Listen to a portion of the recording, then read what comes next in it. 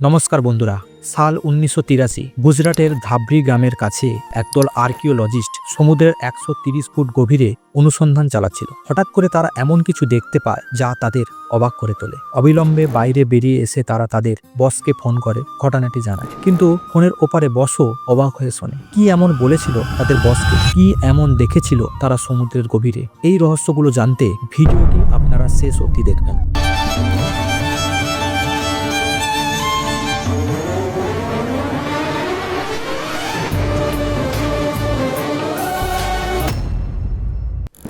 সমুদ্রের গভীরে তারা দেখেছিল একটি প্রাচীন শহরটি অত্যন্ত পরিকল্পিত এবং সুন্দর। উঁচু প্রাচীর, বিশাল গেট, কারুকার্যময় রাস্তা, রাজপ্রাসাদ, বাগান সবই ছিল সেখানে। এগুলো দেখে বোঝা যায় আধুনিক শহরগুলোর থেকেও উন্নত মানের ছিল। এই প্রাচীন শহরটি কতদিনের পুরনো, কিভাবে এলো এই শহরটি সমুদ্রের গভীরে? গবেষণার জন্য পাথরের নমুনা সংগ্রহ করা হয় এবং কার্বন ডেটিং পরীক্ষায় জানা যায় এই শহরটির বয়স প্রায় 5000 বছর। গবেষকের ধারণা এটি শ্রীকৃষ্ণের পৌরাণিক শহর দ্বারকা নগরী। শ্রীমদ ভাগবত পুরাণ অনুসারে শ্রীকৃষ্ণ মথুরা ছেড়ে সমুদ্রের ধারে একটি নতুন শহর নির্মাণ করেছিলেন। সমুদ্রদেবের অনুমতি নিয়ে 135.6 কিলোমিটার জায়গায় তিনি এই শহর গড়ে তোলেন। বিশ্বকর্মা এই শহর তৈরি করেন, যা ছিল অত্যন্ত সুন্দর এবং পরিকল্পিত। কিন্তু সুখ চিরস্থায়ী হয় না। মহাভারতের যুদ্ধের পর গান্ধারী দেবীর অভিশাপ অনুযায়ী শ্রীকৃষ্ণ এবং তার গোত্র ধ্বংসের মুখে পড়ে।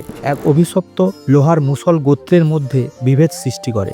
একে একে সবাই মারা যায়। শ্রীকৃষ্ণ তার জীবনের শেষ সময় কাটাতে বনে চলে যান। এক শিকারী ভুল করে তাকে হরিণ ভেবে বিষাক্ত তীর ছোড়ে। সেই তীরের আঘাতে তার মৃত্যু হয়। এদিকে সমগ্র দ্বারকা নগরী ধ্বংস হয়ে সমুদ্র গর্ভে তলিয়ে যায়।